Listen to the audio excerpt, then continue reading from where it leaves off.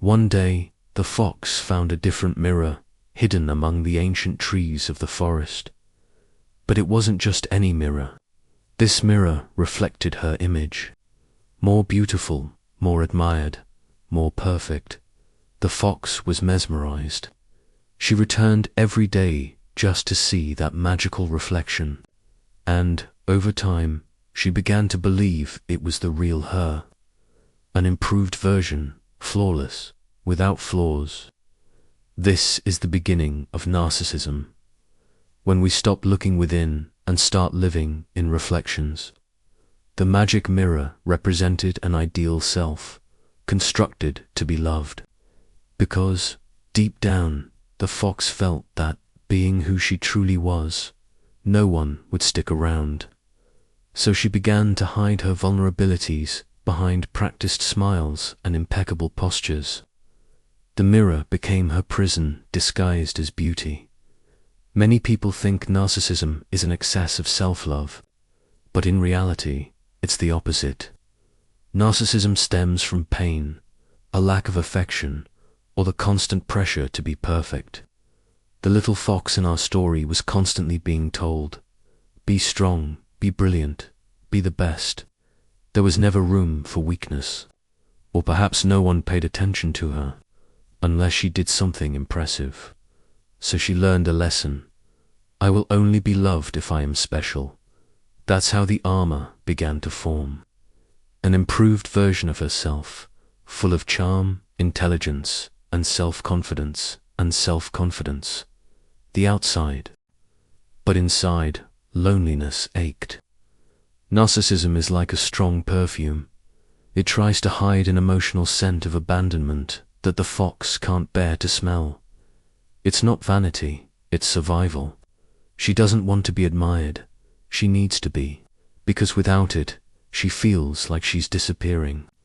At first, the entire forest seemed enchanted by the fox. Everyone praised her. How clever she is. Look how she shines. But one day, the rabbit didn't praise her. The crow didn't laugh at her joke. The turtle preferred another animal to talk to, and the mirror cracked. The perfect image began to fade, and with it came anger, or sadness, or both. Because narcissism doesn't survive without an audience. It's like a plant that only thrives in the sun. When the attention fades, insecurity explodes. The fox then begins to feel attacked, ignored, or betrayed. But in truth, no one attacked her.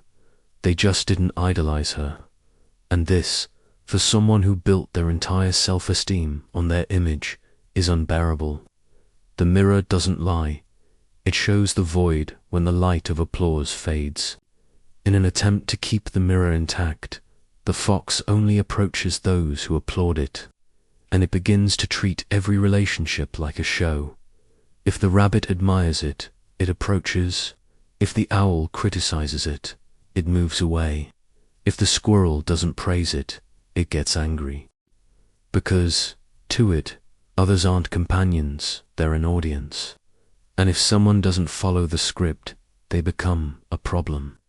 So the fox manipulates, ignores, or even hurts. Not out of malice, but because it's desperate to maintain the image it created. Being with a narcissist is like living in a theater. Everything seems charming, but it's empty. The words sound sweet, but they're mechanical. The gestures are beautiful, but not profound. And when someone tries to leave the play, they become the villain of the story. Because, to keep the show going, the narcissist needs a stage, not a forest. Despite appearing confident and secure, the fox is alone, very alone. It can't let its guard down, show its flaws, be its true self, because it's afraid that doing so will lead to rejection. So it lives trapped in a fantasy it created to survive. The great paradox of narcissism is this. The more the fox displays itself, the less it connects. The more it impresses, the less it allows itself to be truly loved. Applause is addictive, but it doesn't fulfill. It's like trying to satisfy hunger with wind. Sometimes the fox cries in secret after smiling at everyone, because it feels like no one truly sees it, no one touches its soul. They only see the reflection in the mirror. But this reflection doesn't welcome. It doesn't embrace. It doesn't care. It's beautiful, but it's cold, yes, but it's difficult, because the first step is painful. The fox must face the broken mirror and see not the perfect image, but the true one, full of flaws, scars, and confused feelings. Only then can it begin to free itself. Little by little, it learns that it can be loved without being perfect. That vulnerability isn't weakness, it's a bridge, and that the deepest relationships are born when we lower our masks. The way forward isn't to destroy the mirror, but to stop getting lost in it. Use it to know itself, not to hide. When the fox finally looks at itself with kindness, something changes. The mirror becomes a window, and on the other side, it begins to see not what others think of it, but who it truly is.